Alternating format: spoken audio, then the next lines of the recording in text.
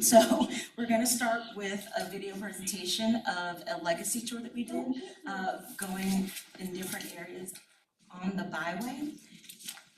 Since we got such great support from New York City. How much courage and faith we carry within us that we don't even know the sake of us being here right now. How much we owe for where we are, how we stand, where we stand. And to be mindful that there's so many others that don't have the privilege that we have. And how people are dying to get what we have. Freedom is not difficult. It's not something that we should disregard. Look at it as not being important. It is the very essence of our lives. And it's important that we cherish it. So I wanted to start off the presentation with that, just so everyone could see the impact of the Byway on folks that traveled along different parts of it as part of the legacy tour that we did in conjunction with Assemblywoman Stephanie Zinnerman in honor of Harriet Tubman Day earlier this year. So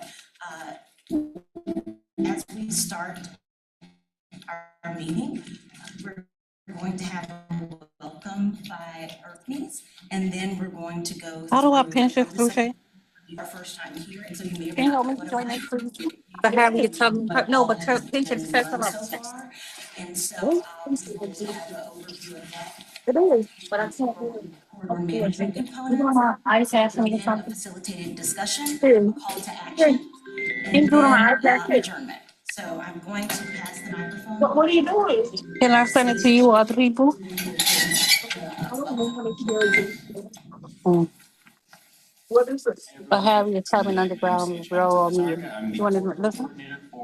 It's about like for you want to hear it? Or Earthnies. So we're a 501c3 nonprofit.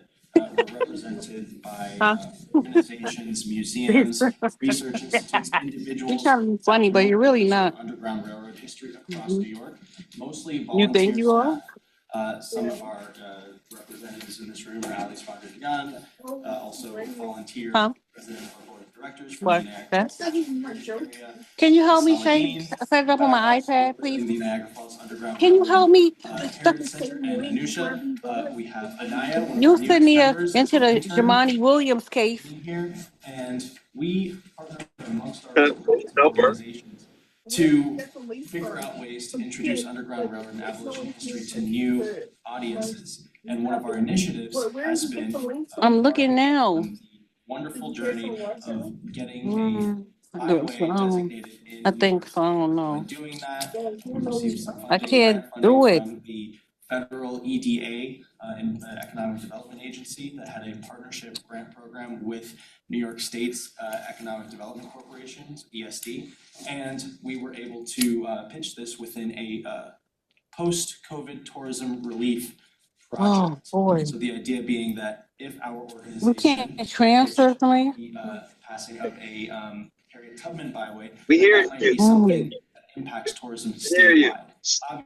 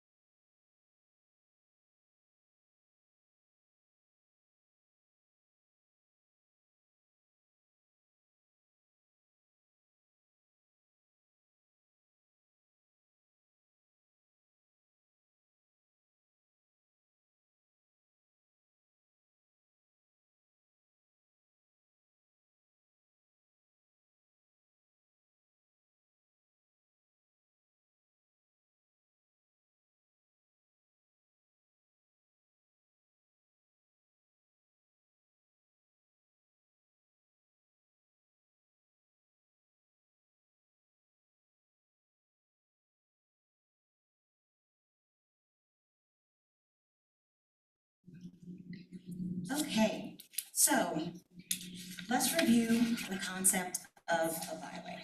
How many people here are familiar with any of the New York byways? Do you know what a byway is? Okay, do you know that you probably have traveled one and you just never knew it? Okay, so New York actually has a lot of them, like the Revolutionary War byway, and then there's lots of them. That's a really long one that a lot of people have traversed, and you may or may not have seen the signs for. And so a byway is a community-initiated corridor that is of particular statewide interest. And so normally it will represent a state region's either scenic, recreational, archaeological, natural, or historic significance. And so it will have a dual purpose of either preservation and economic development. And so when we talk about the economic development and the economic impact of a byway, these are some examples of what byways who are similar in historic scope as well as in length of the proposed one that we are trying to get designated. These are the comps of those. And so Maryland has a Harriet Tubman byway. They were the first to have it designated. It is also a national historic byway. And so, sorry, we're getting lots of things. Sage, could you look at the Zoom, please? Thank you. And so Maryland has one that has generated 251,000 net new visitors each year. Natchez Parkway, $18.4 billion of direct spending, and then supporting 271,544 local jobs in the neighboring communities. And so when we're talking about the economic impact of byways, the numbers are very important because to some, while this one would be historic in nature and obviously the subject matter isn't important, communities also want to know what type of impact is this going to have on us. Is it going to be positive and so forth? And so bringing, for instance, with the Journey Through Hallowed Ground, if 6,500 jobs are brought, that has a huge impact on communities, and then you can just imagine that within the city and wherever the byway will go. And so the Harriet Tubman New York State Byway then is an initiative of IRCNES, or the Underground Railroad Consortium of New York State, that will connect related sites of the Underground Railroad and Harriet Tubman to showcase the freedom seekers' journey throughout New York State in a thematic heritage tourism experience. And so when I went through the list, such as historic or archaeological, the different types of byways that it could be, the primary intrinsic quality, obviously, for this one is historic because it's based on a historical figure. And then secondary will be recreational. So our primary focus right now is achieving state designation, but the ultimate goal is to then go for national designation and then an All-American Road designation. So when you think of All-American Road, how many of us have heard of Route 66? Okay, get your kicks on Route 66, right? So Route 66 is an All-American Road. So that is a byway. I don't know how many of you have gone on it, but that's an example of a byway, a very famous one. And so in order to achieve national and All-American Road designation, there need to be two intrinsic qualities. So the first one is historic for this one because of Harriet Tubman and the Underground Railroad. And then the second one is recreational because of the Erie Canal and other recreational uses that, or other recreational activities that happen to coincide with the route as well. And so to mirror the themes of the Maryland Byway, the themes of this one will be family, faith, freedom, and community. So the ultimate goal, besides being an all-American road, is also to connect eventually to Maryland. New Jersey is working on one, Pennsylvania is working on one, Delaware has one, and Maryland. So the goal then too is to connect all of those and be multi-state and then go for all-American road designation. Okay? Probably waiting until after this current administration is out of office. First, we have to achieve state designation. That's our first goal. So we're eating the elephant one bite at a time. And first hurdle is getting state designation, so. The Byway designation process, great segue, thank you. And so, as you can see, this is an example of an image of the designation process. It is different for each state, and this is the New York State designation process. One of the things, I know that it's very small, but one of the things that I would like for you to notice is that the second level there is actually involves begin public and stakeholder outreach. So that's one of the reasons that we are here, because again, when I said that state byways are a community-driven thing, it is a community-driven initiative. It is owned by you. We are just the ones who are starting it. However, it will be the responsibility of the community is to say, we are very happy to have this in our backyard. We support this and that we will steward this. So getting community involvement has been important for the beginning. It is not a top-down approach to where, as one of our colleagues, Saladin, likes to say, many of us have gone to different things where community meetings where really decisions have already been made and it's just a perfunctory thing that they include you in it. However, this is something where the community has been included from the very beginning. This is our first time here in New York City. However, last year we had 8 public meetings along the proposed route from the Byway. And so from that, we gathered the input from the community, surveys were sent out, et cetera, to gather the input to what we are going to present to you today, which is the corridor management plan. Okay, so while it may be your first time hearing it, it was advertised. We did send it out, and we had 8 public meetings from April to June to get community input. So community input has been there from the beginning. So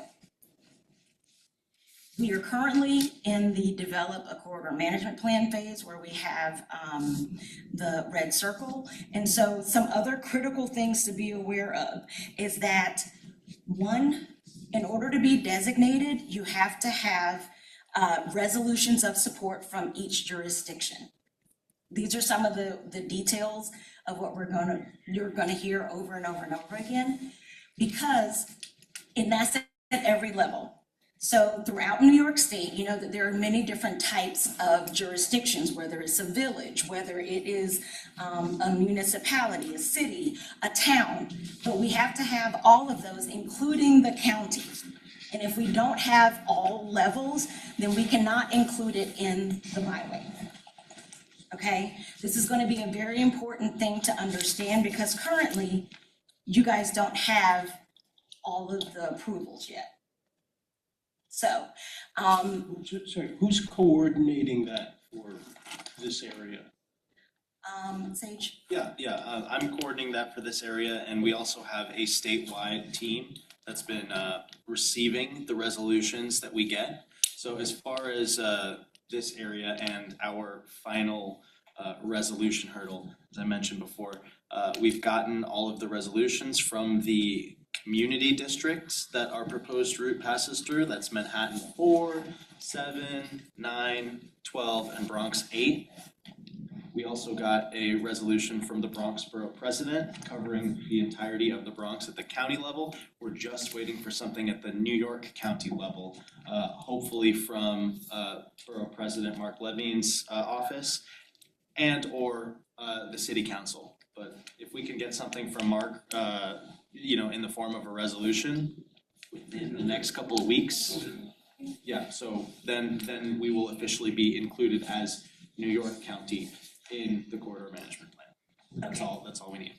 And so that's one part. And then once the resolutions of support are obtained and they need to be notarized, it needs to have certain verbiage so that in perpetuity, no matter administrations, that the communities say and have officially agreed to be a part of the Byway and to help support it in their area. So that is the first. And then those then need to be submitted to DOT, who has an advisory board that approves the designation of a Byway. Okay, so once that happens, then it has to go to state level and approved by your legislature. So it has to be introduced as a bill. And so once that happens, then it can officially be designated as the Harriet Tubman Underground Railroad New York Byway. So there are a lot of steps involved. And so I took a little bit more time just to help everyone understand, because it can be slightly complicated. And so I just wanted to make sure that everyone had a thorough understanding of the process and going forward to see where we were, where you guys are, and we're going to talk a little bit about that in more in depth a little bit later. Yes. So this chart goes from top to bottom, not from bottom to top. Right.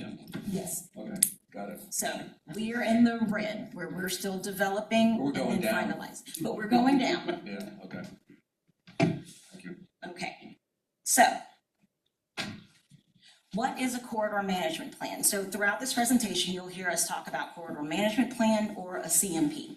So a CMP is a strategic plan used to preserve, enhance, and promote the byway while balancing use and conservation. So I like to say that, so it's a 10-year strategic plan. So when you're thinking about a corridor management plan, think about it as similar to a business plan where you're going to get a loan from a bank.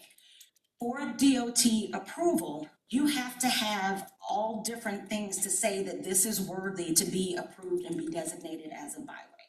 Okay, so with that, it had similar to a business plan. How are you going to pay for it? Who's going to be in charge of what? What are you going to do with the monies that are received if you were receiving a loan? It has to be very, very thorough in order for someone to say, okay, yes, I am going to lend you this money. So for a strategic plan for the byway, it has to be very thorough to say, okay, if this is going to go through a community in perpetuity, what are your plans for it, at least for the next 10 years? So it's used for byway designation, to obtain funding, development, a marketing and promotion plan for stewardship, and to gain partners and community engagement. Okay, so that is all the components, well, not all the components, but those are all the things in the purpose of the corridor management plan that we then will submit to DOT for approval. So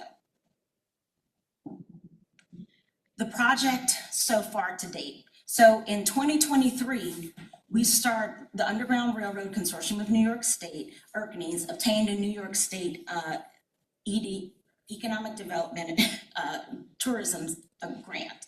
And so then internal meetings were had in order to strategize. How do we want to go about getting designated, and how will we organize all of these various components so that we can move forward and achieve the ultimate goal of designation, or one of the goals of designation. So that was in fall of 2023 when those meetings were had. And then in 2024, we started the CMP development. So, and if you can imagine, the byway, the proposed byway, ultimately will be 550 miles, going from border to border, from Niagara Falls to through the Lincoln Tunnel connecting to New Jersey. Okay, and so all of that has to be documented. You have to decide which are the best routes to go, what's going to be easiest for a visitor to drive on. We've all gotten lost on different things. So what's going to be easy for a visitor to drive? And then, of course, mapping it to say, these are the areas that we're going to go through. There also has to be pictures taken off along the byway, because there is a off-site premises component that jurisdictions have to agree to, meaning that they can't erect any new or permit any new billboards. All existing billboards are grandfathered in, so those have to be documented. So then there are site assessments. So when we talk about site assessments, in order to say that a byway has a particular quality, in this case we said historic, because it's about Harriet Tubman and the Underground Railroad, you have to have proof of that. why are you going this route and not some other route? Because these are some of the sites that have documented history regarding or relating to Harriet Tubman and the Underground Railroad. So there is a site assessment that was done in order to where we had to go physically to each place to say, okay, they say that they are associated with this type of history. Here's the proof of it. We saw it with our own eyes, pictures and documentation, etc. And so that was done in 2024, prior to the start of public meetings in April and June, which I mentioned, where we educated the public about what a byway was, the initiative, etc., and then distributed the surveys. So then, based on everything that we received and all of the input from the various communities where we met, we started the generation of the CMP components, all the different sections that were DOT requirements that we have to have in order to say, this is what, in order to be designated and approved through DOT as a byway, okay? Because there are certain topics that need to be covered, which we'll go into briefly a little bit later. So all of that was done then in 2024. Additionally, remember I said we needed to collect letters and resolutions of support. So in 2025, that's what we've been working on. We've been drafting the different components that make up the corridor management plan and then collecting the letters of support from communities as well as individuals, and then the resolutions of support we've been collecting from jurisdictions, towns, cities, etc. Okay? So now we are in the public engagement. So here we are. So you get to see us again, where we are presenting to a lot of the various communities that we went to last year to say, we heard you, and this is how we implemented everything that you said that you wanted to see in your particular community. This is how we implemented it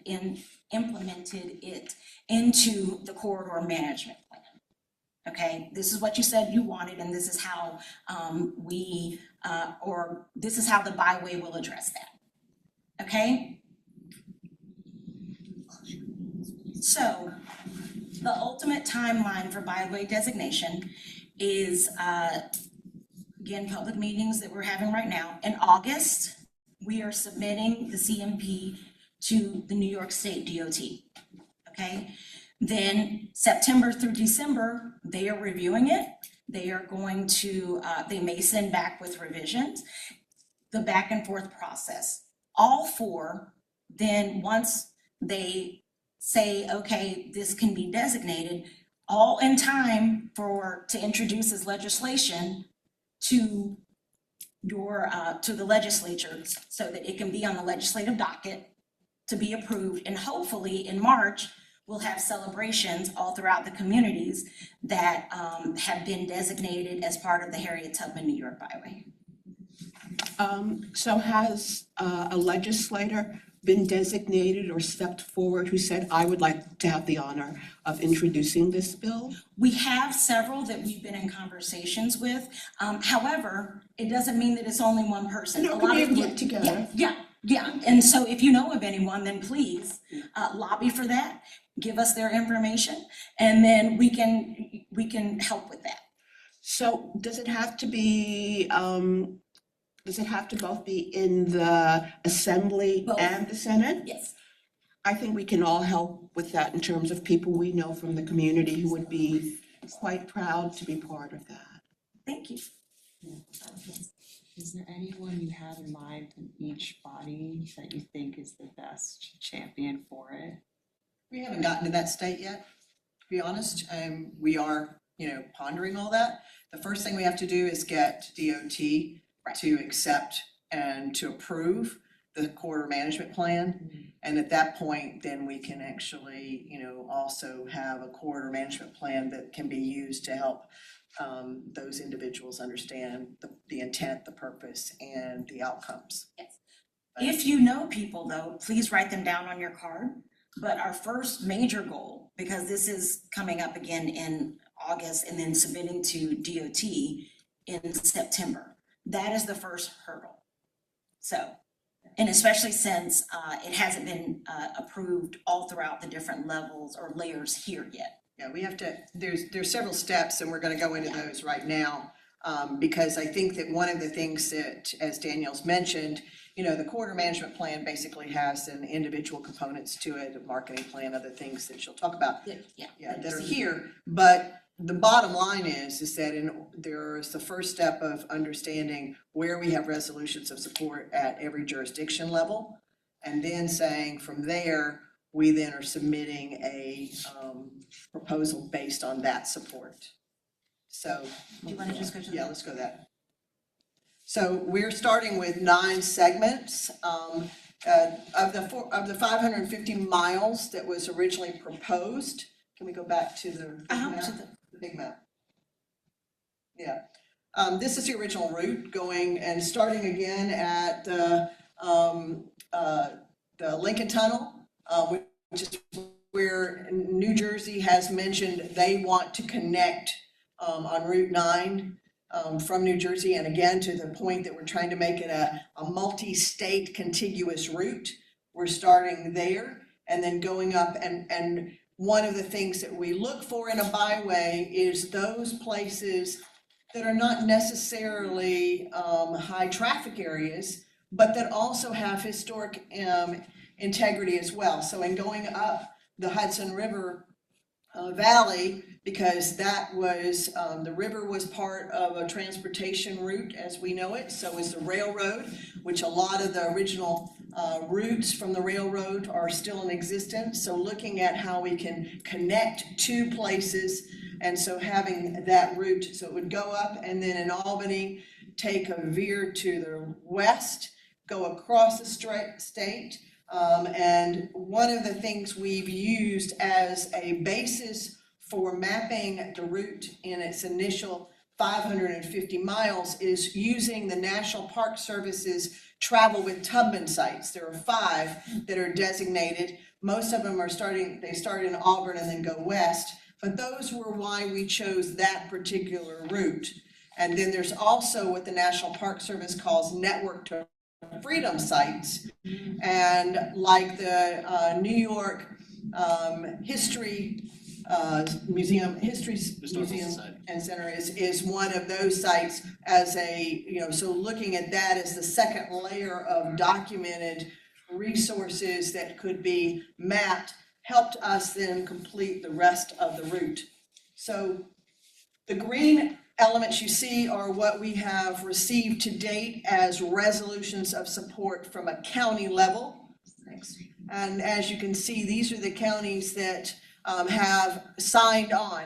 As Danielle mentioned, part of the requirement for DOT, Department of Transportation designation, is to not only have the local jurisdiction, but if that also has to have the county jurisdiction to support that. So if you're a town or a community or a city, you also then have to have the county jurisdiction supporting it. Keep going.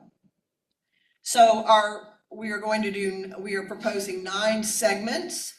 The first segment is the Bronx. The Bronx came through at both as a county as well as having the local community board support this byway. So even though it's only 3.25 miles through the Bronx, that will be our first point of entry for this phase 1 of the Harriet Tubman Underground Railroad as we're proposing it. Okay. Then we're going up. We do not have Putnam County. We do not have Dutchess County. We confirmed yet. We are waiting on those resolutions. So we are skipping a little bit of the geography and going up to the city of Hudson. That will absolutely represent the Hudson Valley because it is on the water, but it also was a documented port, city of Hudson, and also because of its relation to the Underground Railroad. And also the train is still in existence there, which was a known path for Harriet Tubman. Next. Then we cross over to the west and Montgomery County, And you'll see a portion of this map has a red. What happens is if we get a jurisdiction that says they do not want to participate, then that's when we have to reroute. And so this shows how we originally were going to go on New York's 5 South. We had to then reroute it to go up to 5, which is also the Revolutionary War Byway. They had already passed jurisdiction support. So we were able then to make sure that we could continue this route through the county. Next. Madison County, if you have been to Peterborough, which is the home of Garrett Smith's National Historic Landmark, which is one of the 5 traveled through Tubman sites, it is included there. And that's why we do that little dip, so that it can actually go through Peterborough so people can experience. Part of the Byway's objective is to make sure that we are connecting people to place and connecting them to experiences. And they may be experiences that already exist, or they may be experiences that we are proposing or opportunity. Next. And then if you've been to Auburn, which is Harriet Tubman's chosen hometown, and Karen Cool with I'm serendipitous County. when I walk in, it's almost like I was standing outside waiting. Yes, it's perfect. You know, this is where it'll go through the city of Auburn. We have had jurisdictions that have decided not to participate. So right now, it is just going to be the city of Auburn until we hope we can get further resolutions of support. Again, like the city of Hudson, this will be like just for the city of Auburn. And then continuing, our 6th section is through Seneca County, bypassing that red area, but going into Seneca County for 14 miles. Keep going. And then also into Ontario and Wayne County. The Geneva should not be red. They have, it's not that they have declined, they just needed an amendment to their resolution. And so we are very hopeful that that's going to be received soon, and therefore they can be part of that contiguous route from Seneca County up into Ontario and Wayne. And then the longest section that we have right now is from including Monroe County and Orleans County and into Niagara counties. That includes the city of Rochester.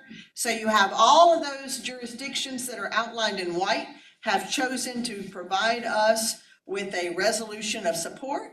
So we have received it at the town, the village, the city level, as well as the county level. So as you can see that New York has a lot of jurisdictions, and this byway goes through 22 counties, but over 174 jurisdictions. So this is quite the heavy lift. And then finally through Erie and Niagara counties, this is where it dips down to Buffalo to actually make sure that it's part of the Michigan Avenue corridor and Tubman Way before going up to Niagara Falls. Yes. We had a question from the chat. What makes a jurisdiction choose not to participate? So the question about is what makes a jurisdiction choose not to support? There are usually 3 reasons. The first is that there's a requirement by DOT at the state level, and it's also part of a federal byway designation that you are not allowed to permit any future off-premise advertising signage, billboards. That is really designed to keep the historic and cultural and natural scenic integrity of place, so that it just makes it much more, the view sheds, the experience much more. That's usually the first reason. The second reason may be because they don't, maybe they're already on a byway and don't want to have another byway. We've had that kind of chosen. And the third, we have been, it's been mentioned that maybe they don't want an association with Harriet Tubman and the Underground Railroad. So those are usually the 3 reasons. Any questions about, because where we are at right now is that because of the aggressive schedule to move forward with this program, we are wanting to make sure that we have something to designate. And rather than wait for all 550 miles, it was made, the steering committee made a decision that it would move forward with those communities that have signed on, and that's where we have those 9 segments. And then hopefully phase 2 can include the rest of the byway, which would include New York County, which would include other parts of the byway, so that it can go as a border-to-border state.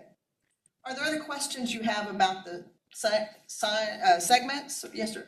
So by when do you need the thing from the Manhattan Borough President in order to get this, one part of the group? Yesterday. With the, yeah, he didn't do it yesterday. I know, but I mean, really at this point, next week is if, to be included in this round, we have to make, I mean, we've kind of made decision that those 9 segments are, because they're based on what we have to do. Because in addition to just creating the corridor management plan, parts of what's included in there is all the mapping that has to go with, validating these segments. There's a lot of other elements required.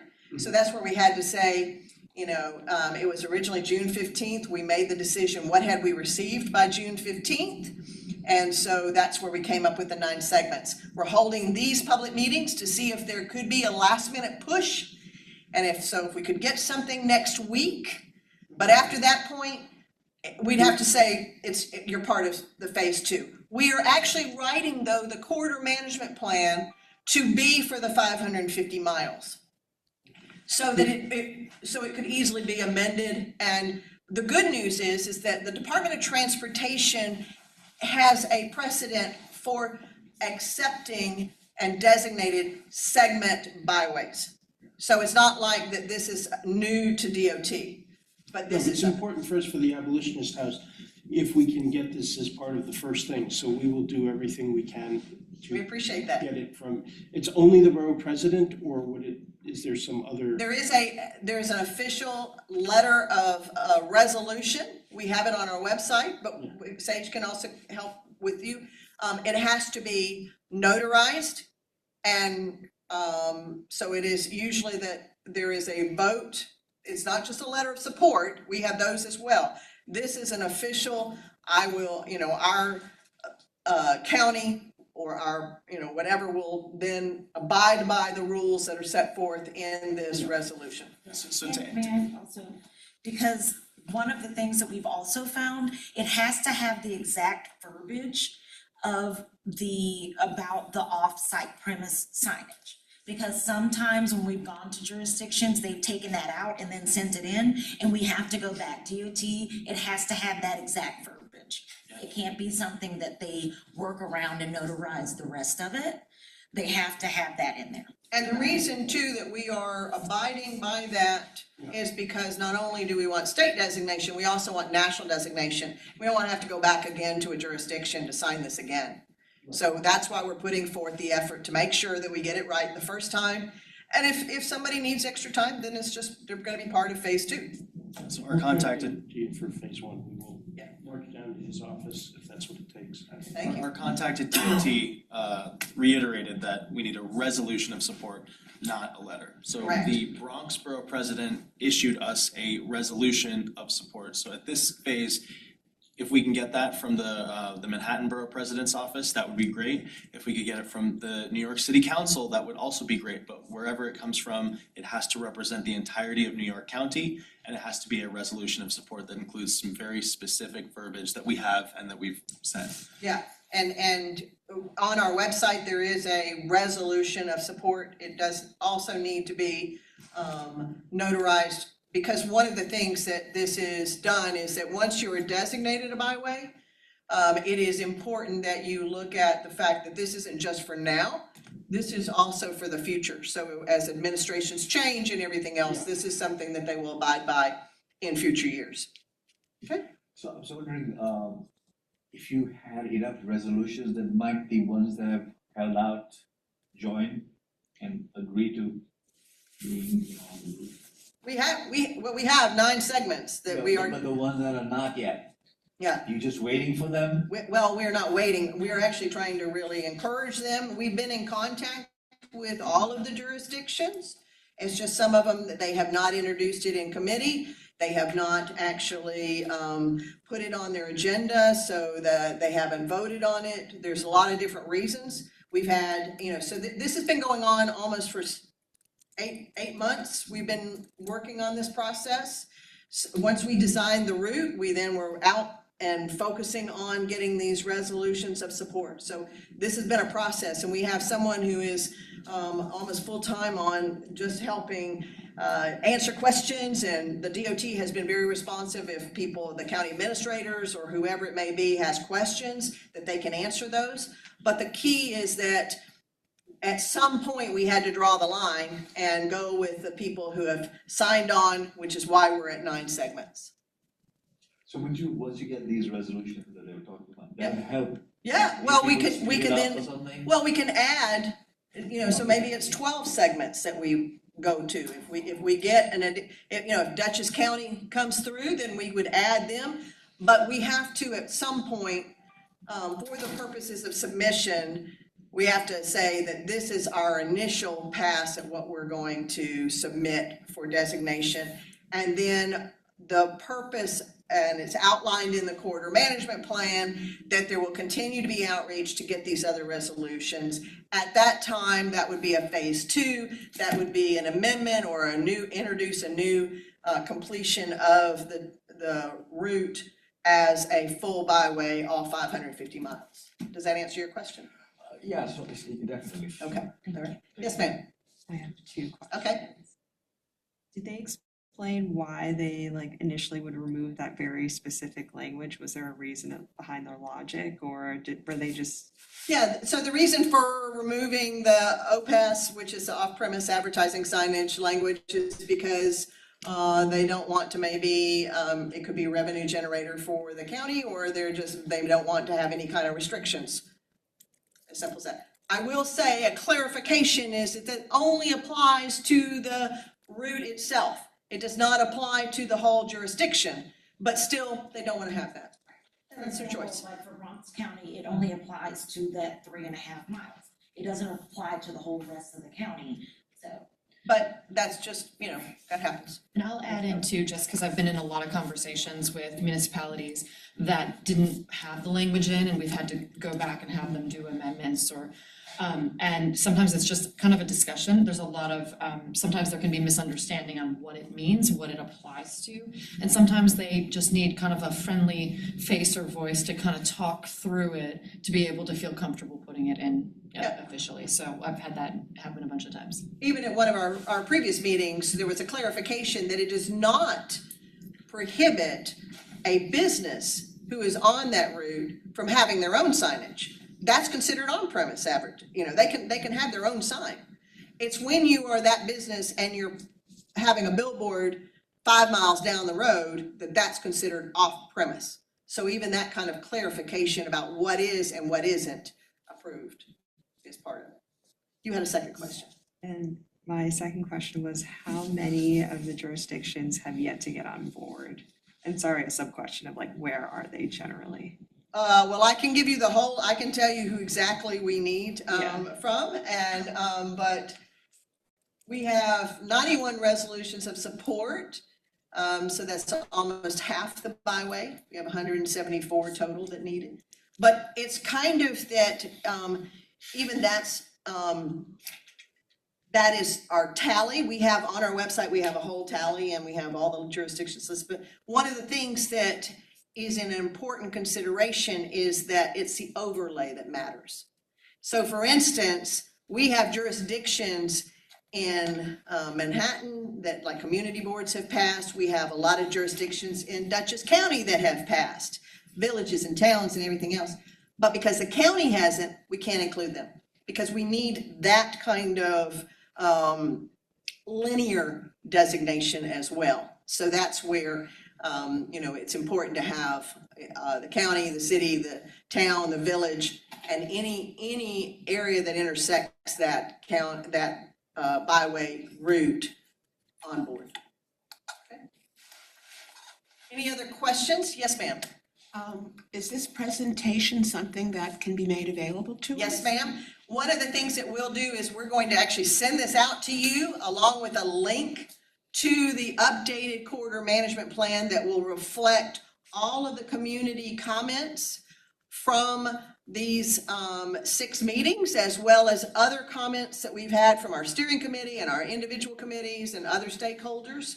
And then you'll have a chance to review the corridor management plan as a public document online, and then have that for 2 weeks. So this will go out on Monday to you. If you want it beforehand, we can give it to you as a presentation. And may I ask, what is Hargrove International? So I have a company that does consulting in cultural and heritage tourism. I actually started the heritage tourism program at the National Trust for Historic Preservation 30 years ago, and have worked with Byways as a vehicle for helping people who are interested in history and culture experience America. I'm an author. I have written a book on cultural heritage tourism. I have my second book coming out in December called Authentic America, and 250 places, distinctive places to explore in the US, and the Harriet Tubman is included in that because, again, helping to raise awareness. So my company works with destinations to actually help them develop and market the experiences that are authentic to America. But I also work internationally. I also worked for National Geographic and the Center for Sustainable Destinations. But using this as a vehicle to help people get off the interstate, get into neighborhoods, get into communities, and learn about past and present. So that's what we do. She's also sat on the national byway boards twice.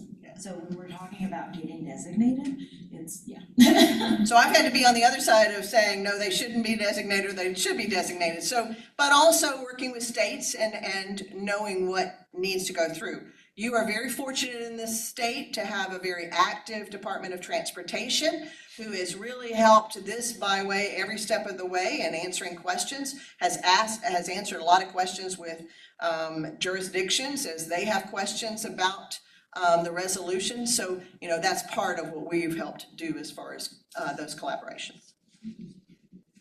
Any other questions about our proposed route, where we are with those jurisdictions? Yes, sir. How do you designate that you're on the byway? For instance, the Henry Hudson Parkway, which is already a historic Right. designation, but if I'm driving up the highway, all I see is, so-and-so is cleaning up the street. If you go to 158 where we are, then you have a sign that says Yankee Stadium that way. Yeah. How do you designate? Because There will be signage. Are people going to get off the Henry Hudson Parkway to go to Harlem to see the AME churches where the railroads were, or to the house at 857 Riverside, unless they know about it by signage, or they specifically look for it on a Underground Railroad map? Yeah, so there's and that's a great question. There's 2 different ways that people do Because that. I came up on a community board. Yeah. Like, how do we know where's this thing go? Well, and that's a great question. So part of what we look at is where there's going to be physical signage. If you've ever traveled a byway or where there's actually, it says the name of the byway and it has directions on which way to go, that will be part of this project, so that there'll be physical signage that will help people know where that route is. There will also be other marketing, though, that is going, there's a very extensive marketing plan that's going to talk about a website and possibly an app that'll help connect people to places. We're also thinking about window clings, so that if there's a contributing resource or a place that is on the byway or that we want you to visit, that you can say, oh, maybe I didn't see that byway sign, but I do see a sign in somebody's window or in there will be kiosk. We're looking at interpretive kiosk. So that's part of the resources and resource interpretation. So maybe there's a place where there's not information currently available. So maybe in visitor centers, all of that is spelled out as part of how to make sure people are aware they're on the byway or near the byway. We had conversations yesterday about, well, I'm 5 miles across the river, or I'm over here. How can I help direct? They can be a gateway to the byway. And they can actually say, hey, look, you're interested in this. let me help you understand, oh, these are the places that are associated with the Harriet Tubman Underground Railroad. Oh, but while you're in the area, we also want you to think about these kinds of places because maybe those are of interest to you too. The goal, when we talk about the economic impact, the goal for byways very much is to help people linger longer. And cultural heritage travelers have been known as a segment that likes to get off the interstate, to travel into communities, to do immersive experiences. They also have a tendency to stay longer and spend more money because they are spending time in your community and they want to be able to find these locations. So they'll go out and search for those experiences. So our job with the corridor management plan is to help them navigate that through a marketing plan, but then also to help where we have sites to make sure that through a tourism plan that they're developed and open to the public, that they have information that connects them to other places along the byway. We're anticipating that most people won't travel all 550 miles in one segment. So maybe they'll do a segment of it, and then it's our job to help them say, well, come back and do this other How do you segment. finance all this? That's a very good question. One of the things that, when you're a state or federally designated byway, there are monies available even through the Federal Highway Administration typically to actually help with grants and other kinds of things. But also just the official designation helps open doors because people say, wow, this has gone through a process and therefore we find this credible. So foundations and other kinds of donors are very interested in this. It also has a very much of a grassroots effort to it where people, civic organizations and others that are interested in supporting this project will donate. Some byways have memberships. Some byways actually do events as fundraisers. All of those are lined out because we do have to have a financial plan as well. Right, because we have, and Peter can speak to this, we have an abolitionist house that's 100 yards off the highway, which nobody else has. Yeah. Otherwise, if you go into Harlem, it's quite a little bit of a trek to get in there and go find out where the churches are and so forth. Yeah. We have an easy one. Yeah. But it needs help. Well, and part of what a lot of byways will do in a stewardship plan will also have, are there preservation grants? Can we actually look at other kinds of restoration and stabilization, other kinds of interpretive exhibits, other kinds of assistance that can be provided, again, that will help add to the kinds of experiences available. Remember, this is a 10-year plan. So it's not just where you are today, but it's how to make sure that in 10 years you've elevated all of the experience. Just a question about the billboard Yeah. thing. Bruce was talking about driving up the Henry Hudson Parkway, but if you drive up the Henry Hudson Parkway, there are lots of billboards. Yeah.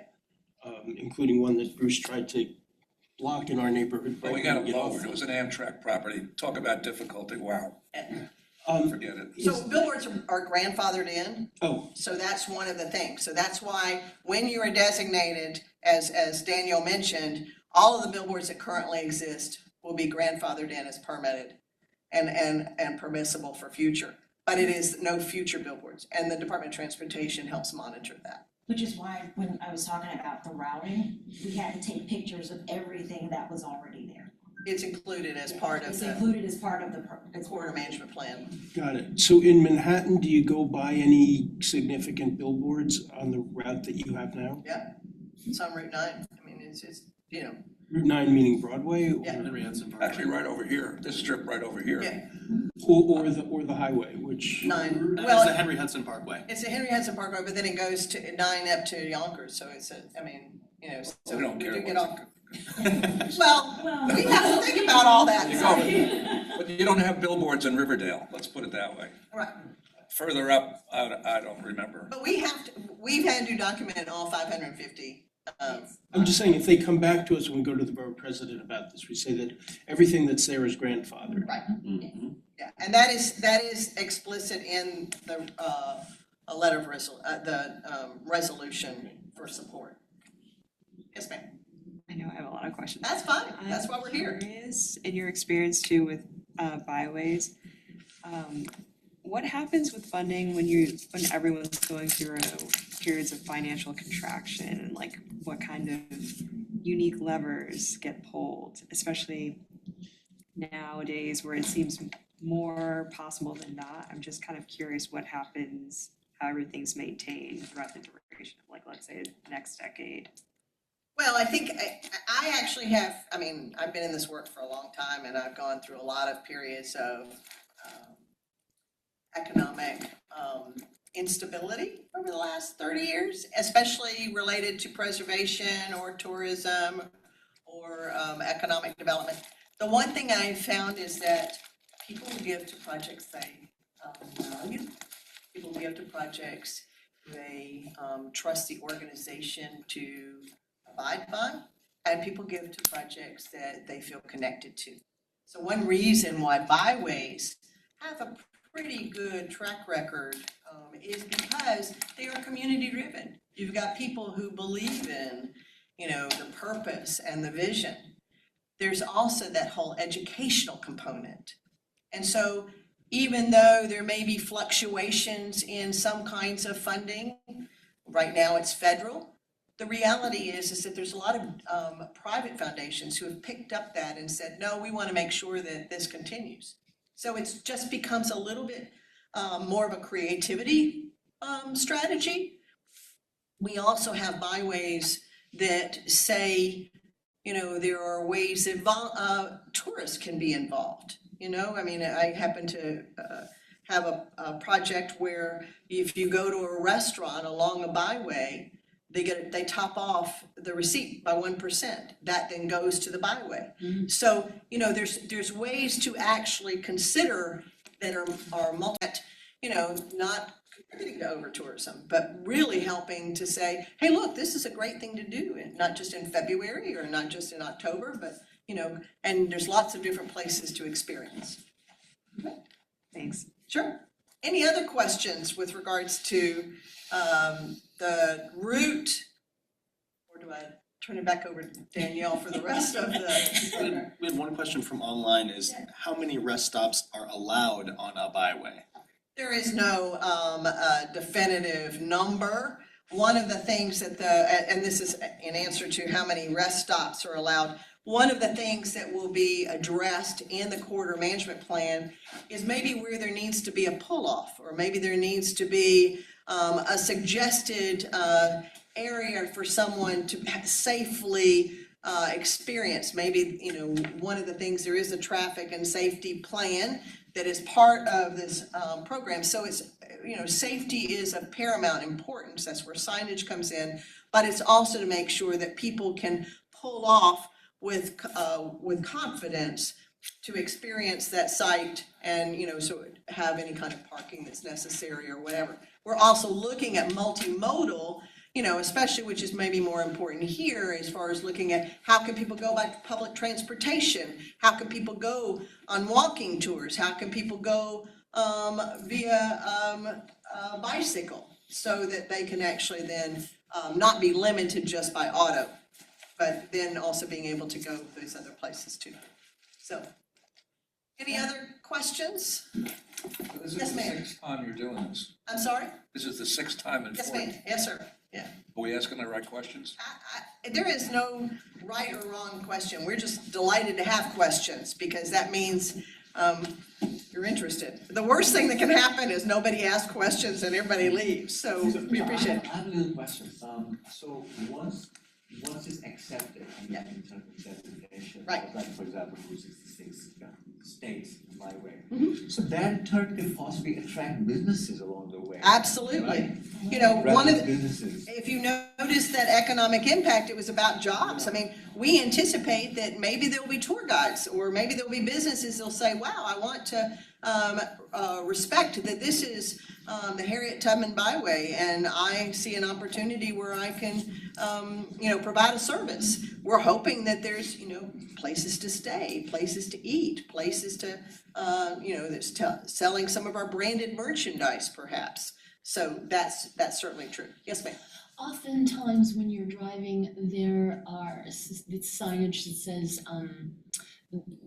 somebody's peak or something like that. You know, you can get out of the car, you can take a look. Are there many places like that along this route? Not currently. There are not a lot of scenic overlooks or any kind of pullouts, but that is something that we are proposing. But it's part of the investigation to say, where does it make sense to have those? We're also talking about, because this is such a long byway, does there need to be physical new structures that would be like what we call a regional interpretive center, not just a kiosk that would be at an overlook that would tell that information, but just something more formalized.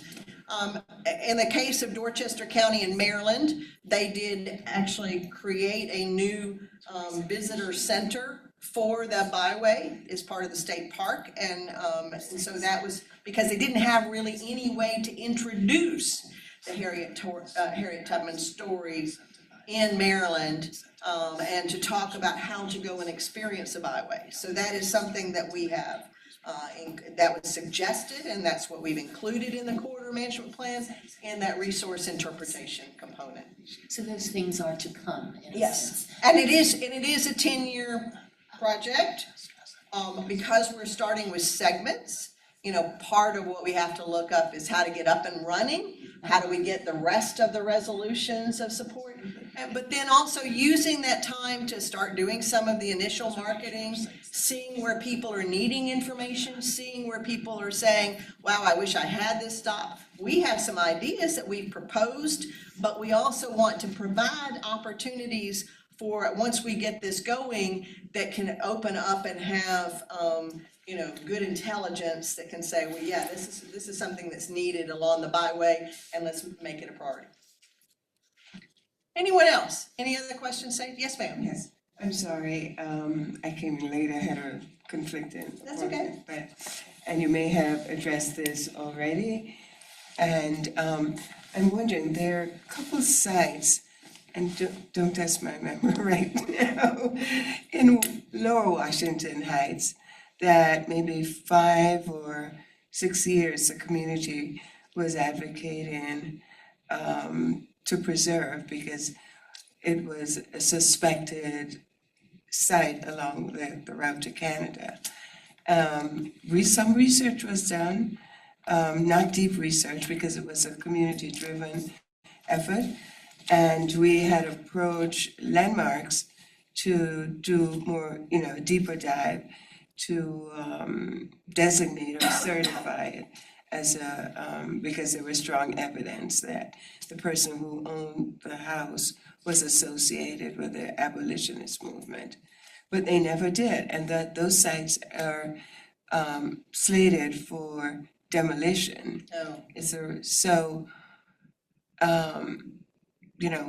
How could this project help in that instance? Josiah, hi, how are you? Peter. So did you bring it up? We did, that's what we're hoping is that the people organizing this have included us, thanks to Sage behind you and his team have included us in the proposal. And right now, what we're waiting for is for anything in Manhattan to be included. We need Mark Levine to get off his tuchus and fill out the form in the correct way. And then we can move it forward, and that'll be a first step, we hope, in bringing it back to the attention of landmarks and maybe even the state again. Right. In the interim, I mean, that's also where byways often, just like heritage areas, can give letters of support for a particular project. And so that's where also this vehicle becomes an official body that can show, that we would, support saving these structures because of their importance and stuff like that. Right. So I think that one of the things that where we're at is getting first is designation, and then from that there can be more support. And also this overall initiative, even outside of the byway designation process, galvanizes partner groups and associated groups that might be able to provide some guidance and support outside of what we're doing, like the Hudson River Valley National Heritage Area, like other groups that are dedicated to preservation of sites like the ones that you were in question. And you know, we're all at the table together. Yeah, or, getting Because an there- 11 most endangered list for the National Trust or something like that. There's also the Mother Zion AME Church in Central Harlem. So I was just wondering, when you have this route, this main route, so there must be historical arteries, like little capillaries joining, would they also? So the question is regarding arteries. This initial byway is only for the 9 segments and includes a contiguous route because that's what's required for federal designation. New York State does allow spurs, is what they call them. So you could have, and future designated spurs that would go out to various areas, but that is not part of this initial designation. So one of the things, once you get Manhattan, then there's so much to include. There is. Well, remember, this has to be associated initially with Harriet Tubman and the Underground Railroad, and has to be documented of that significance. That's why the route is selected the way it is. It does not and also we're using freedom seekers as a way to really help tell that story. But initially, it has to be focused on Harriet Tubman and Underground Railroad because that's what the narrative has to focus on in order to get designation for that theme. There are 4 themes that Daniel mentioned, and those are the ways that you tell the stories about Harriet Tubman and the Underground Railroad. And that's through faith, family, community, and freedom. And those are also ways to then say, I'm going to give you an itinerary that goes through all of Manhattan and connects all of those on the faith theme.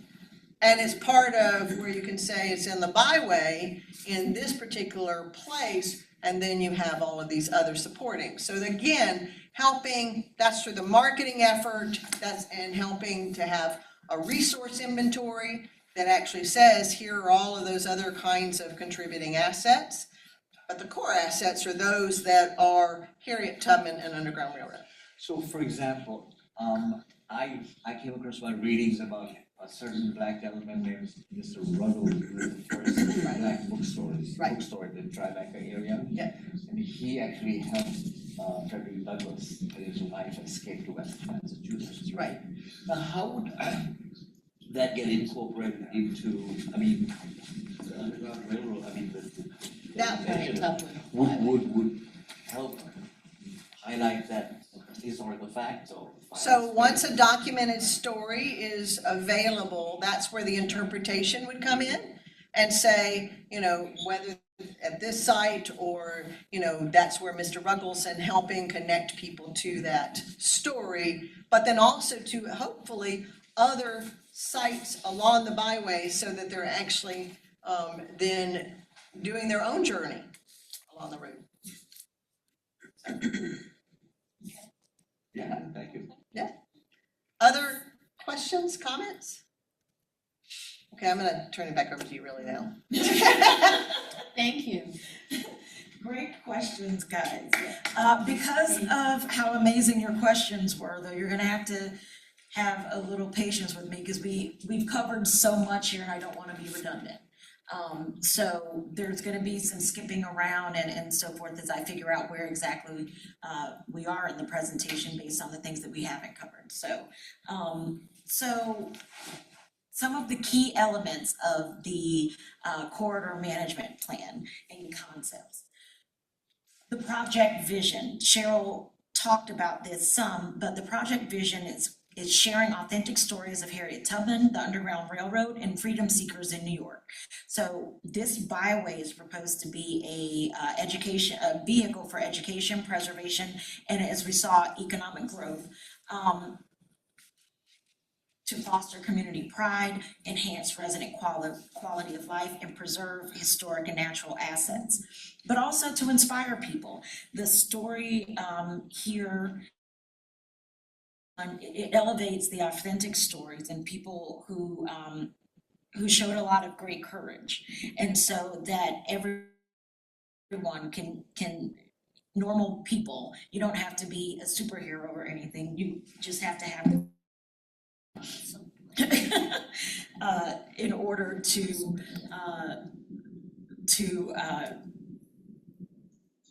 relate.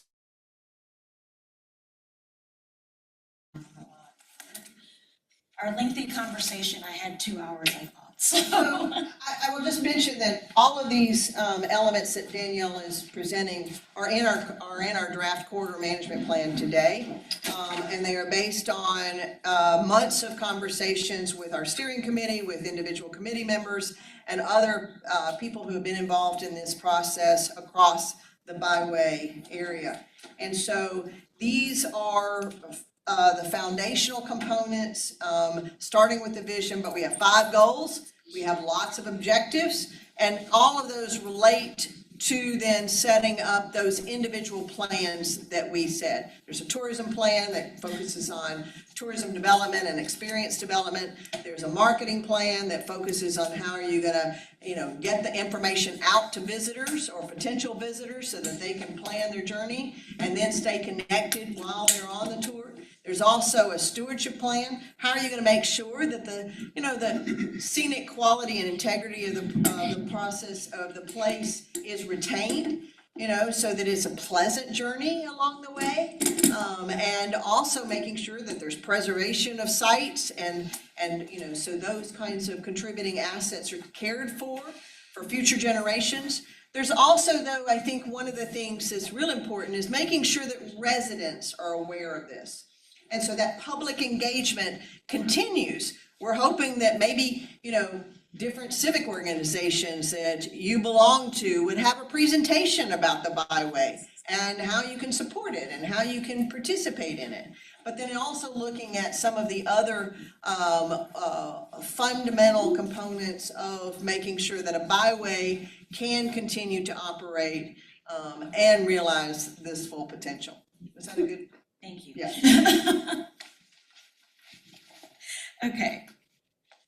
And so we already covered the municipal support that we've received, but we also received community support. So 92 letters of support from citizens, churches, towns, elected officials, and tourism entities. And so principal partners for the project so far have been the Niagara Falls National Heritage Area, ERCNES, of which Sage and Ally and Karen are a part of. And other underground railroad sites, the NAACP and NYSTIA, which stands for the New York State Tourism Industry Association. So a lot of the local tourism bureaus have been instrumental, as well as a lot of people in boots on the ground and helping to get the resolutions of support. It's taken some going in person to say, this is what we want, please put it on your agenda. And so we wanted to honor those people who helped get the 91 resolutions of support from the various governmental agencies, and also whose organizations and who their own personal in their own personal lives have submitted letters of support saying that this is something that they wanted to see in their community. So it's not just an organizational level effort, it's also individual as well. So we're going to skip the route since we've already done that. So the Byway goals and objectives. When we held the public meetings last year, as I said, we received a lot of input from the community based on what they learned a Byway was, their own interactions with Byways previously, and what they would like to see. And so from that, we established and started projecting, well, what are the goals for this particular Byway? And then, of course, in order to have goals, you have to have objectives, smaller parts to break it down. As part of the finalized CMP, we will also have, as many of you know, being in organizations, who's going to be responsible for doing that?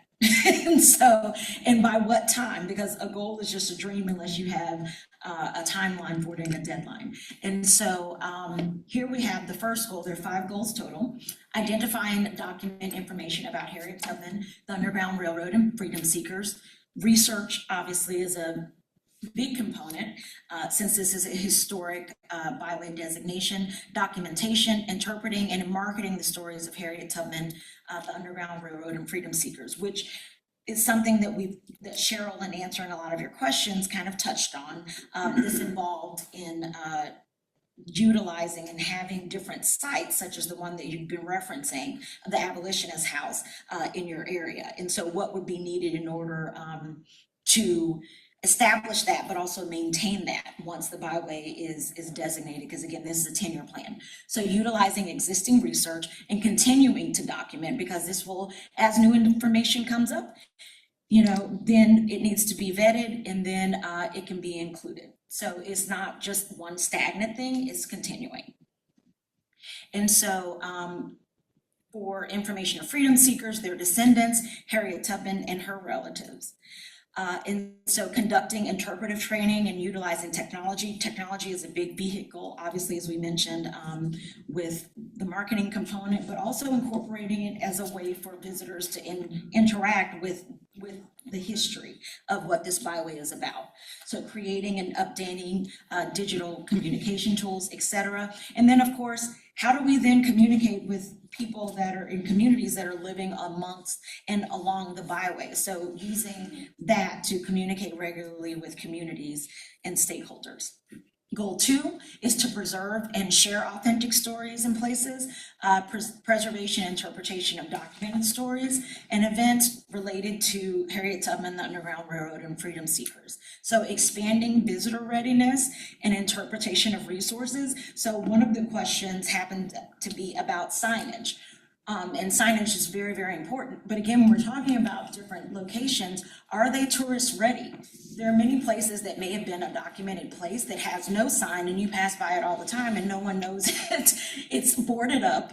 And so is that something that you really want a visitor to see? Is there a historic landmark designation that says that this is actually a place? So when we're thinking about that, those are some of the considerations that went into this goal and objective. New tour programs and events from your school-age children to lifelong learners, because those are normally the people that are a lot of the people who will experience this byway. Creating and implementing a corridor-wide stewardship plan for resources in the byway. Because this is such a community-initiated effort, all byways should be, the community has to step up to say, we are going to be the ones to be the stewards of this. So that means, how do we maintain it for the next 10 years, which is one of the reasons why so much effort goes into the jurisdictional support and going along the byway route, having the public meetings to get the buy-in. Because once it's designated, it's yours now. And so what will that look like? How do you want it to look? How will you maintain it? How do you make sure that there's not trash everywhere? All the different things that go into that, maintaining the quality standards of it. And then identifying and encouraging strategies for safeguarding cultural landscapes, but also historic view sheds. Again, maintaining the view of it, which is one of the reasons why, again, if it's a scenic byway, remaining so. Goal 3, develop authentic and informative experiences to engage the byway user in the diverse stories of Harriet Tubman, the Underground Railroad, and freedom seekers in New York. So developing regional and thematic interpretive centers and kiosks, which is something that Cheryl mentioned. Creating multimodal interpretive programs, because we know that freedom seekers here in New York didn't just use one way to self-emancipate. They may have gone on foot, but they also used trains, they used the waterways and so forth, any means necessary in order to seek freedom. And so incorporating that into the story. Then conducting training and so forth to educate visitors and expand local education. Because one of the things that we've learned here and has been mentioned earlier, before we started the meeting, is that a lot of New York residents don't know about this history. And so how do we expand it to where local residents know about the Underground Railroad history and Harriet Tubman's significant chosen home and in interaction with the various places within New York State. And then, of course, For the last objective in this particular goal, one of the other major themes that we saw developed amongst within the public meetings was to not have African American voices drowned out by other voices. And so the story of Harriet Tubman and the Underground Railroad is a human story. It's a story of adversity triumph overcoming adversity. But it's still a personal story. And so just making sure that African American communities were involved in it. Also, what we also heard was this particular byway doesn't go through the Black neighborhood in our community or town. However, we also know, many of us have been living long enough to see demographics change in various locations. And so over 10 years, the look of a community can definitely change. And so just making sure that we have the verbiage to say, no matter what it is, that that the communities and the visibility of Black-owned businesses of this byway is going to be a priority. And so Saladin, who is one of our partners and part of IRCNES, always talks about almost like a green book of sorts for elevating Black businesses to say, hey, if you're enjoying the byway, here's some Black-owned restaurants, here's some other Black businesses that you can support as well. So marketing the byway. Marketing the byway to attract visitors and their spending, as Cheryl said, spreading love and linger longer along the byway for increased annual economic impact. And so creating and deploying innovative marketing tools and strategies to attract not only domestic travelers, but also international visitors. Again, because this is a human interest story with human themes, then there are lots of visitors around the world who would be interested in this, who want to interact with this and learn more. And so how then do you create a marketing strategy to attract not only domestic, but also international? And then developing programs for adults and school-age children to, again, get groups to come to New York and travel the byway. Collaboration with organizations and government agencies to create and promote these particular heritage tourism experiences, but also, again, ensuring African American communities and businesses are represented and elevated in product development, marketing, interpretation, and to benefit economically. And then goal number 5, sustain and grow the byway. So cultivating and maintaining diverse and inclusive byway leadership to identify resources, implement, oversee, and evaluate the impact of the corridor management plan. Because as we know, with a strategic plans are wonderful and amazing, but if you don't evaluate how effective they've been at the end of the 10 years or even along the way, so you can course correct if things aren't necessarily going the way that they were originally intended, as for the various goals, then you have to have some type of system to evaluate and oversee that, and to make sure that it's going and has the impact that was originally planned in the corridor management plan. So again, who's going to do that? Who owns that? And so implementing a byway management structure to ensure that there's governance of that. That includes descendants and relatives of freedom seekers and Harriet Tubman. We do have a descendants council who oversees and gives the stamp of approval of various things to make sure that the respect and the quality is there. Because again, this is a personal story. These are people's relatives. This is not something where it's it may be a beautiful view shed, but it is a little bit more personal because it's someone's relative that we're speaking of and that needs to be respected.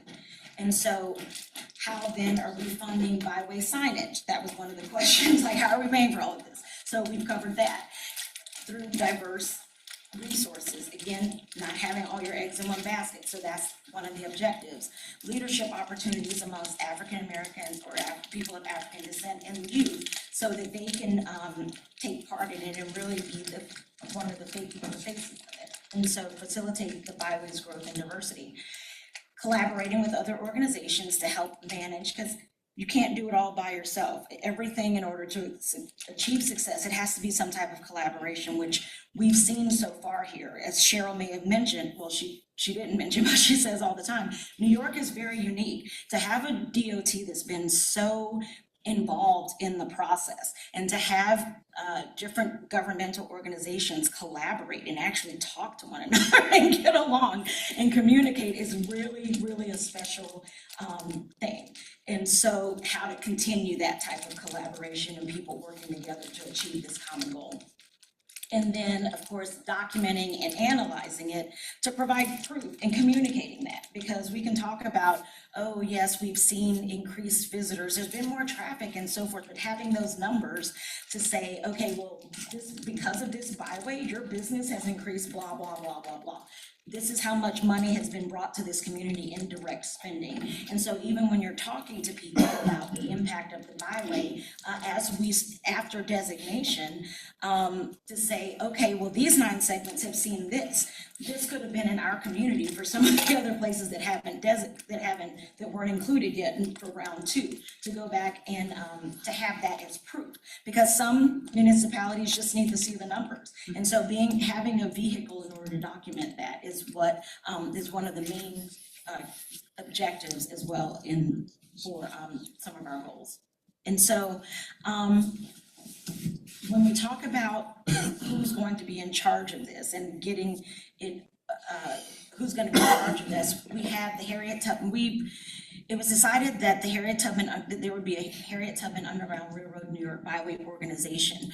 And this would be in phase 1 upon designation. It would be a subsidiary of the Niagara Falls National Heritage Area with volunteer staff on loan, with a steering committee, Descendants Council, which we touched on, but then also committees dealing with tourism, interpretation, marketing, stewardship, and advocacy, because we still have to then have a round 2 in order to complete the rest of the 550 plus miles. So many, it's like a pistons of an engine, as Cheryl says, because once designation happens, you're working on getting that, but then you're working on getting the other ones as well. So there's a lot of work involved.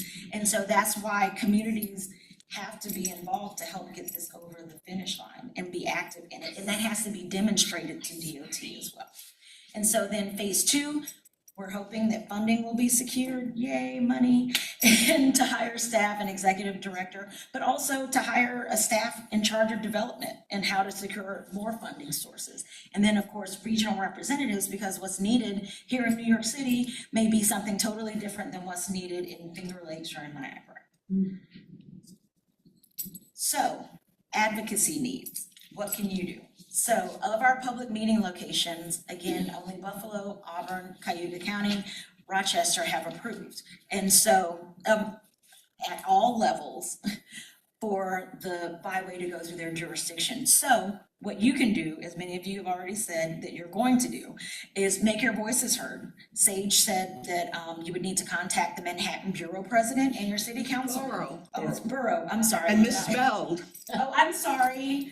All right. The caffeine hadn't necessarily kicked in when I did this, so my apologies for that. Provide a letter of support from you or your organization, and then pledge support once the byway is designated. We have a letter of participation which talks about things that you can do once it's designated. Hosting collaborative events, like organizing community events along the byway, or promotional materials, volunteer support, education and outreach, or fundraising.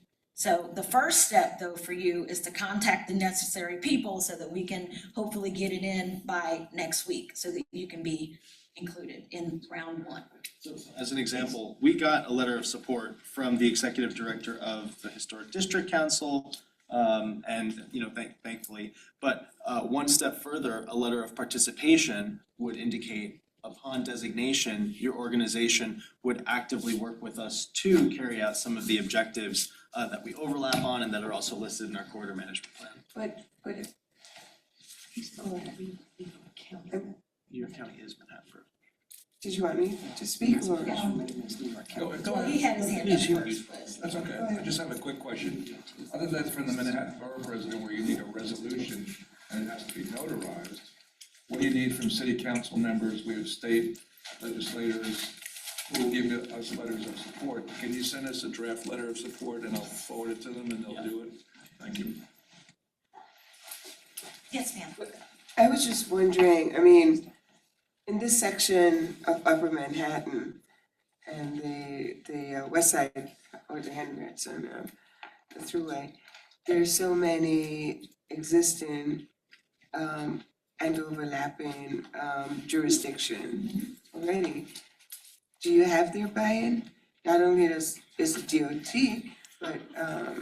but Columbia University, the Parks Department, the Riverside Conservancy. I mean, you know, Meaning, have they been contacted so that they can provide letters of support as well? Yeah, because there are already tasks and agreements associated with the maintenance of that stretch. Yes, in their existing contract. yes, but however, we have to have municipal support through a resolution of support for DOT, and while those are, we would love to have those, the mandatory to have, and even for it to be designated in this area, are the municipalities and the county. And so right now, we don't have all of that for this particular area. And you weren't here, we talked about it, you weren't necessarily here yet, but we would love to have, we can have Sage contact those different organizations to say, you know, if this comes through our area, we would support it in this way. However, But it's an easier way to do it by, and kill two birds with one stone.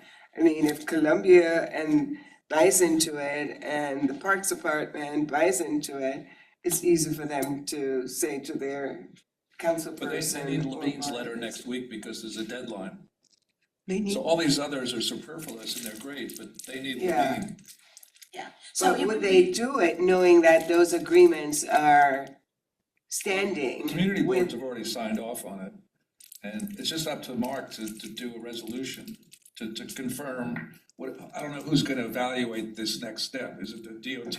Yes, their And that advisory board, is signed state off advisory as board well. for DOT, the state advisory board for DOT. Not the local Things DOT. we hear come from nine. So I think the two questions here, one is we need the political support from the county, which comes down in this case to either 57 city council members agreeing or one borough president agreeing to issue this particular document in a particular way.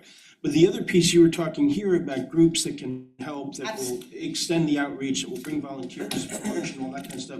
And what Ewan's talking about is that there are a number of groups active in this whole area in all kinds of historic preservation, education, and other things.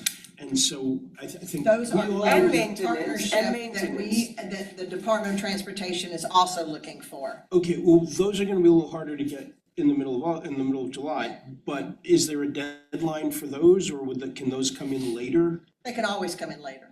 Okay, They can because be those, added. we can work with Sage in figuring out exactly what those are and spread our wings to groups, you know, in the city, whether it's Parks or Columbia or And it's, and, you know. CUNY and- or yeah. whoever. Okay, that's great, we can do that. And you know, I mean, we recognize summer's a hard time, but we've been at this for 18 months, Yeah. and so now we just have to keep moving. And Christine Coley just reiterates that Scenic Byway Board has to approve Yep. and that legislation has to be introduced to both the state senate and state assembly. Identical bills need to be passed by both, and then the bill goes to the governor for signature. Right, yeah. So that's why we have to, I mean, in order to get to the legislature in January to introduce the bills, that's where our time crunch is, yes. And just to follow up on that, are you seeing this, is this like, when it gets to the legislature and the governor, is this a feel-good bill that everyone's gonna say, if they're aware of it, they'll say why not? Or is there some kind of, We you know, hope that's the are there case. interest groups that would have to be appeased for this to happen? We don't know yet. I mean, but I would anticipate that, you know, part of what the fall will fold out to be is that kind of, let's, you know, test the temperature and also to see how we can galvanize support so that when it goes and is introduced, there is not opposition, that we can actually say this is a good thing. And just one thing, to piggyback off of that, what we found, again, we don't know why certain jurisdictions, Cheryl put it into 3 different categories of why they may have, but it's not something that as residents, you can just take for granted, that because it's feel good and who wouldn't be all for Harriet Tubman or the Underground Railroad, that it would automatically pass, right? And so it's still necessary that if this is something that you support, to not only have the letters of support that we're submitting with the CMP, but also continue to contact your elected officials so that they know, you know, that this is something that you're in favor of. So Yeah, so there'll be a galvanized effort, I'm Yes. sure, as far as advocacy of making sure that you reach out to your elected officials, that those who are in support, so that they see that there is, you know, once we hopefully get approval to proceed from the DOT.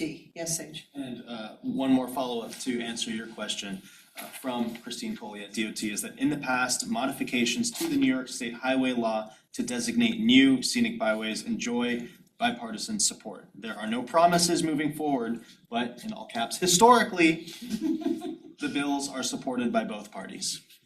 Yeah, I mean, I think one of the good news is that, you know, you are not the first byway ever to be designated. You are also, you know, we've got some history of the impact of other byways. So if there are questions that elected officials have, we have the tools to share information that may then answer any concerns they have. Yes, ma'am. So, my brother used to work for the Bills Committee of the legislature. So I know that groups come to the Bills Committee, well, they go to the representative, it goes to the Bills Committee, and a group of people research the specific legislation. Do you already have a template of what? So that's pretty easy for the legislators once they sign on. Yeah, I mean, there's a template from DOT that's already, you know, what is a byway and all that. But there's no bill number yet. yes. Okay, I was just kind of curious, is there like a designated person for the like legislative approach? I used to be the person that worked on, the research person, I'd be like, hey guys, this is what this project is and this is who you should talk to and blah, blah, blah. Especially when it came from groups asking for money, that was a whole separate thing. But I'm just kind of curious of like, if there is a designated person. Ally, you wanna answer that?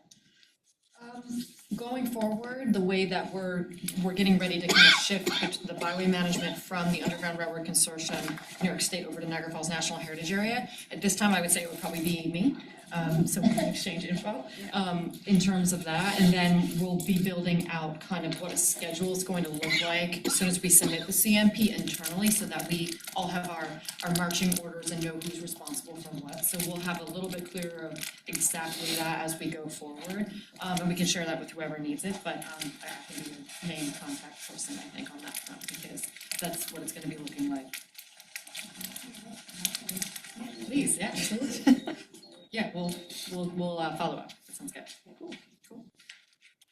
So now we are opening. Other up questions? Discussions, Yeah. other questions.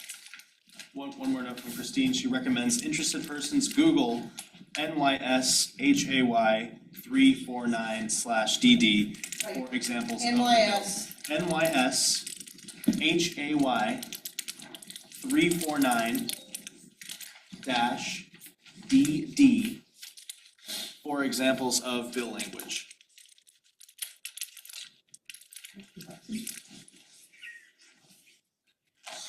So We can send that to you on in the follow-up email that we'll send to you, that will contain the presentation and some other things as well. So do you need any of us to sort of like on camera testify now and say why we believe a certain thing should be included? We would love a physical letter of support that articulates that. Because the corridor management plan, that's gonna be something that the Department of Transportation Advisory Board will look at. Who is saying they support this? Is it from all of the possible route? Is it from people who, have shared why it's important? Okay. Then also, those organizations that you brought up, because they're already involved in a lot of activities, we will partner with the Byway to make sure that we're collaborating on those kinds of activities that we're already engaged in. We will actually, support that kind of activity. So that's where having those partner organizations that can extend the reach, that can help leverage resources, that can actually be a complementary effort where it really does rise all tides is gonna be. Okay, what else? Other questions? Okay, and so similar to what you just asked, by July 23rd, we will have for you to comment and read the CMP to give your input. Well, actually, we're gonna send it out to you. Yes, I'm sorry, I had that on the next slide. On Monday, but. Yes, so, but I just wanted to give deadlines, so my apologies for not having it in the correct order. But provide letters of support to, for the Byway, which you can be found on the website, and then commit to participation after designation, and then contact your local leaders if your Byway community hasn't passed a resolution of support. And so all of that information, again, the corridor management plan starting on July 7th will be provided, and you'll receive an email saying that it's up and available. All of that can be found at the website listed here. So the resolutions, the letter of support can be found at the website and downloaded. The letter of participation can be found at the website. So everything can be found on the website. And right now, there's a counter. So it's counting how many jurisdictions we have, and, because we've been on this kind of like, if you worked in the legislature and you know about votes and counts and everything else, that's what we've got going on. But you can also see who has already signed a letter of support, because as we receive them, we have included them on the website.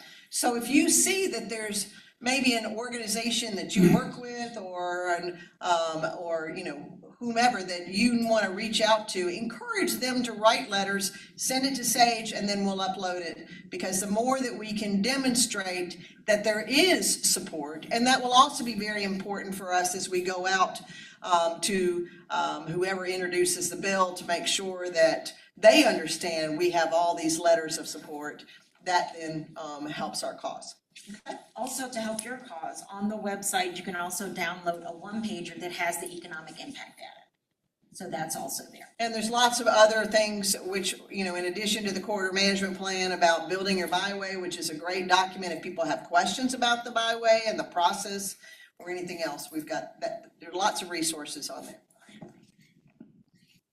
Any other questions? We really appreciate all of your involvement, your support.